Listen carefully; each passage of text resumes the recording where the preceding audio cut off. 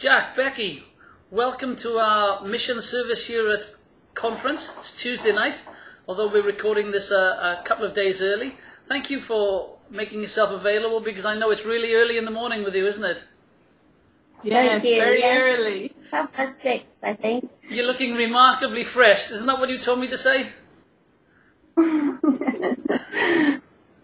Anyway, listen, we just want to say how you're doing. We just want to ask you some questions, and so everybody can hear everything that you say and you do. So be really polite and really nice about me, okay? We'll try. But first of all, to maybe address you first, Jack. How are you doing? How are you coping with the change and everything? I'm doing well, thank you. It's been a different experience. Obviously, coming from Malawi first, it's very similar to Africa in a lot of ways, but in other ways it's very different. And settling in, we live in a house with a Haitian family, and they have been really kind to us and looking after us really well. I think one of the main differences to Africa is the restrictions.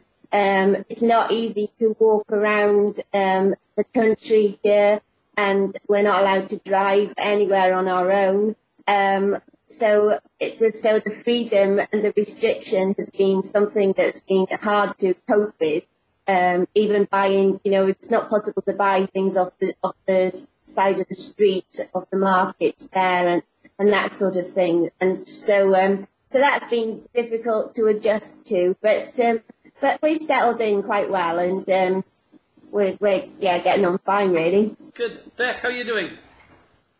Not too bad, thanks. You're missing sunny Glasgow.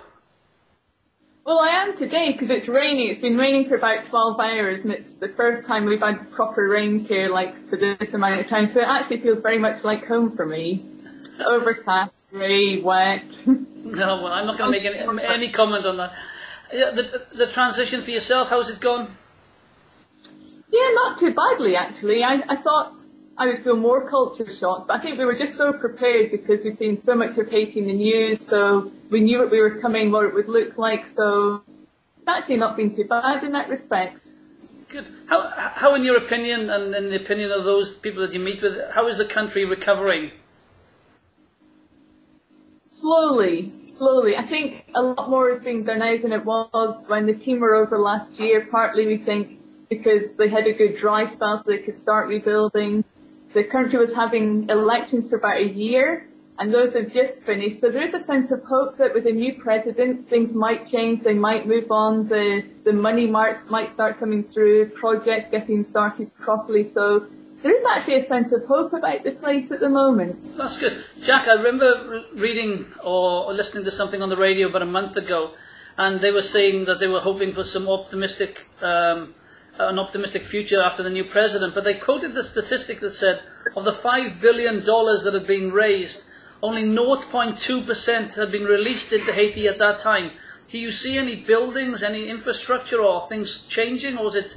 No, you do see building work going on. There's a lot of building work going on. I think there is a problem with some of the money being held, and that is always a problem.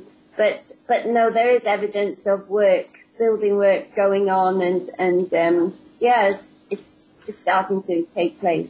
Good. One question that I want to ask, which is that about security. Sometimes here in the UK and in our press, there's a lot of stories about the security of people in Haiti, and I know that is an issue for you. But we've put in place a program where somebody came and did a security check for you and did all that. Remember when Tim came? Now, how are you feeling from a security point of view? In the sense, is that going well? No, we do. We feel fairly safe because we're not driving on our own. We're not walking on our own. And the house that we live in has 10-foot walls with razor wire around it. And Alphonse is very vigilant in our care. So we're very safe here.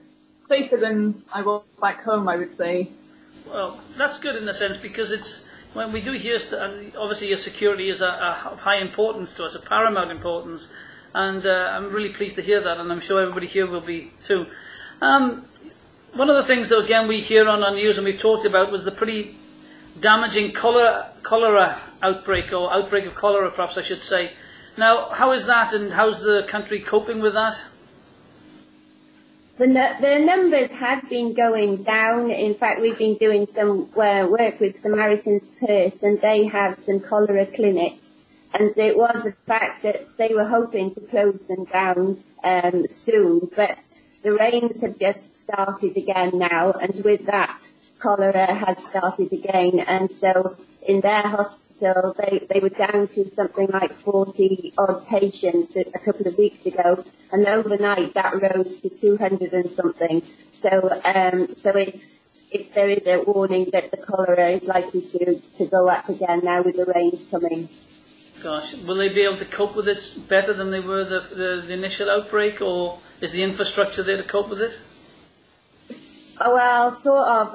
A lot of the NGOs that were here to do it have been pulling out slowly, and so there probably aren't quite as many doing that. But yeah, I guess they know a bit better what to do this time, but time will tell, I guess. You mentioned Samaritan's Purse, and you enjoyed your time with them and spending time with them and working with them? Yes. Yeah, it's been a good opportunity. We've kind of gone there. We go there one day a week.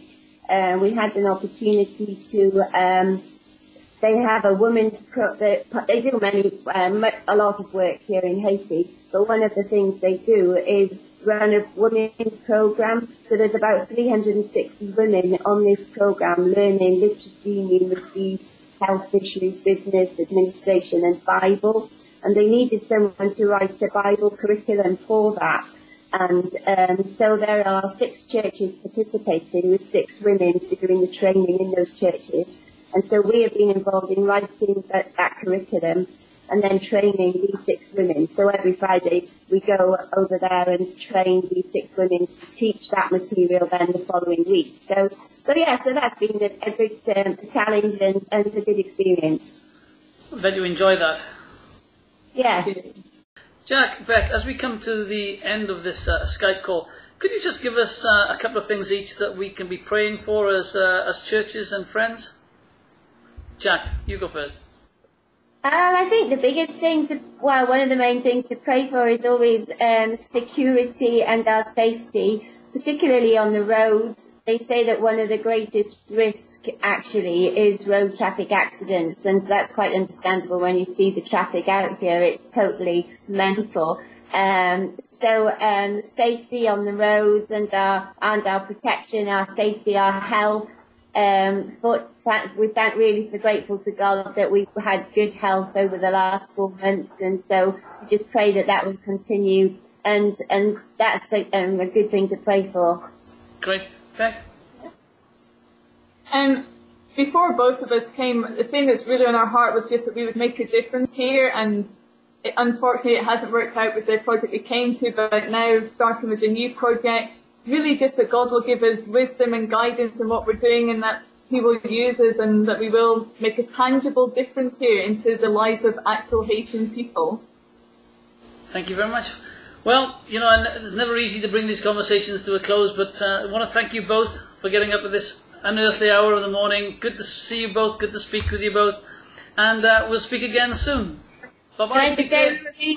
Can I just say we want to thank all our supporters for the support that we've had from the Elim movement. It's really encouraging to have emails and financial support and whatever, and we're really grateful to that. And we're really sorry we can't be with you at conference. I'm gutted I can't be there, but I would love to be there, but I can't. So I just really hope you have a great conference, and with love to you all. Bye. Hey, take care both. Look after yourself. Bye. Thank you. Bye.